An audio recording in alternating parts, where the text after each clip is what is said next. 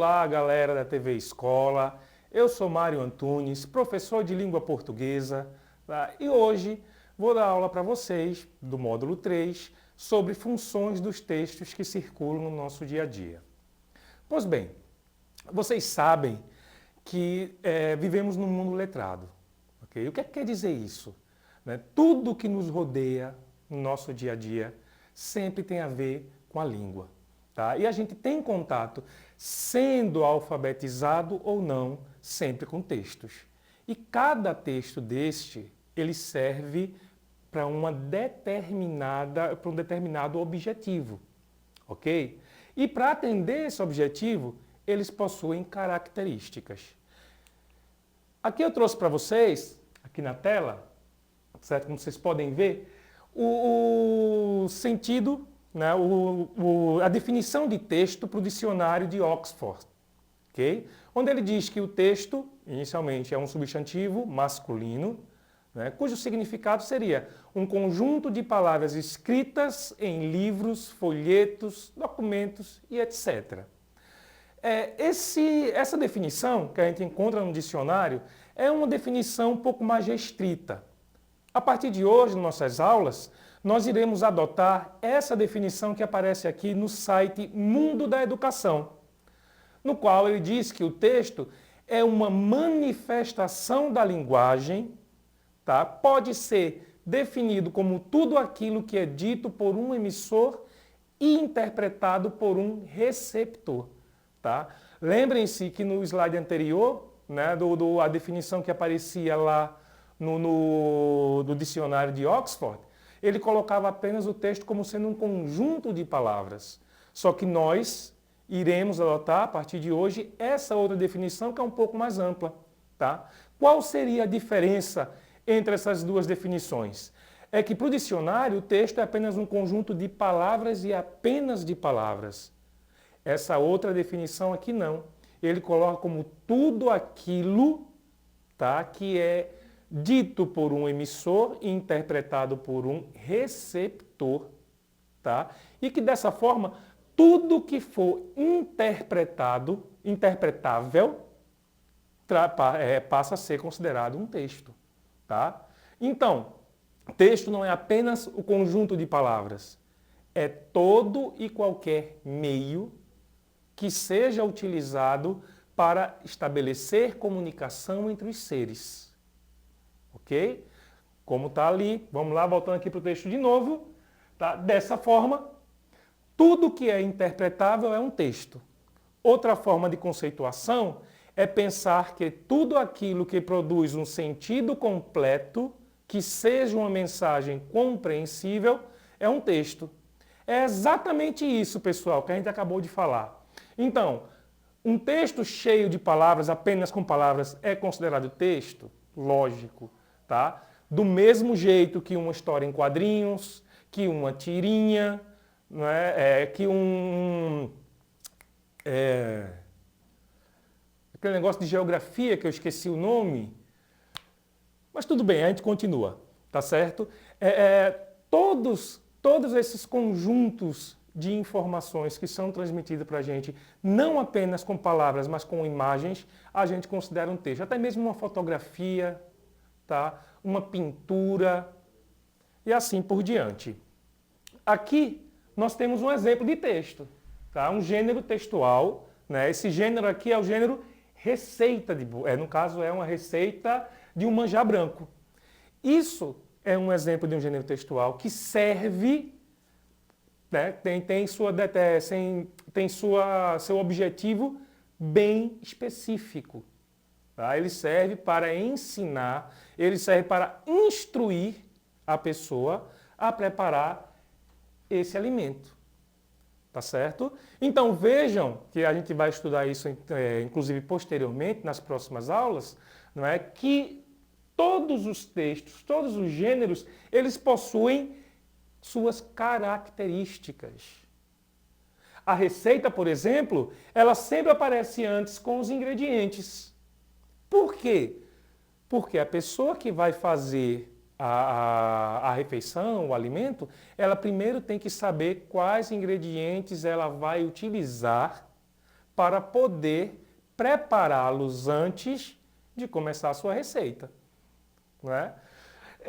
A receita também se aparece com quantidades. Aqui, por exemplo, é uma lata de leite condensado, um vidro de leite de coco e assim por diante. Essas quantidades elas são relativas, né, em relação, no caso, ao tipo de receita, tá? Porque aqui, por exemplo, a gente está contando como lata a quantidade, a medida. Né? Tem pessoas que usam copo e assim por diante. Tá? Nós não vamos entrar hoje nessa seara porque é uma coisa mais específica para as aulas futuras. No momento, eu gostaria que vocês entendessem que cada texto tem sua finalidade e sua estrutura própria de acordo com o objetivo, com o seu objetivo.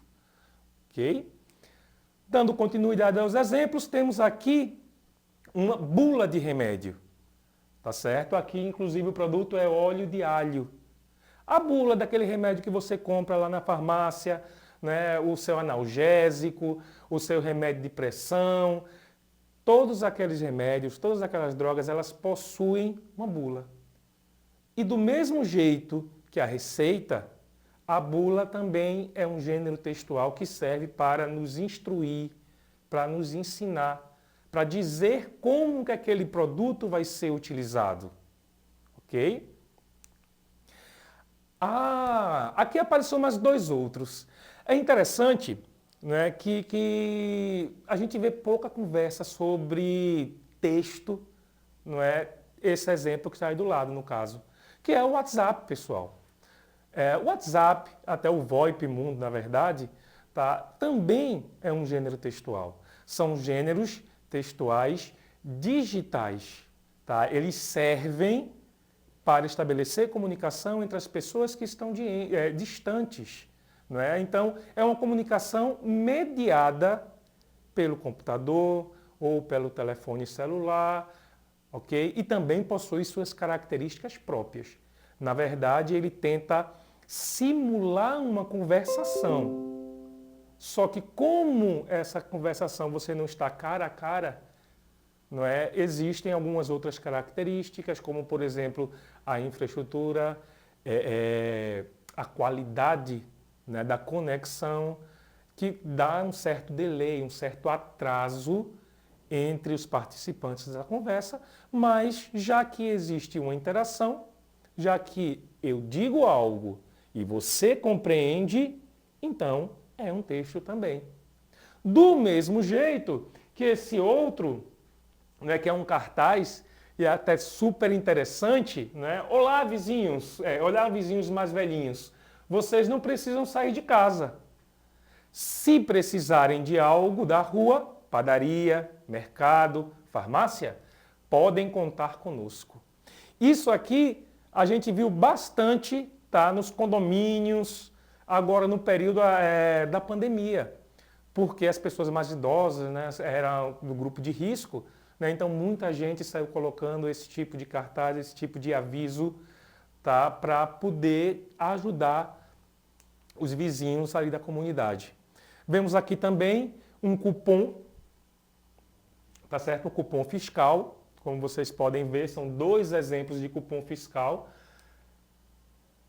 Aqui a gente pegou o recorte, tá? Para mostrar para vocês que o cupom fiscal, ele possui, além das compras e o valor, ele, por exemplo, possui o CNPJ da empresa, que é o Código Nacional de Pessoa Jurídica, o nome da empresa, o endereço dessa empresa, a hora, a data, tá? Todos esses dados que são úteis, são de utilidades, eles aparecem sempre nas notas fiscais, no cupom fiscal da lei do supermercado que vocês vão fazer, tá certo?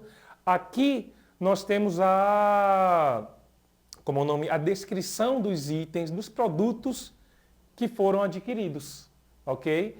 Como ovos, chocolate, farinha de trigo e assim por diante. E no final vocês vão ver que temos o valor.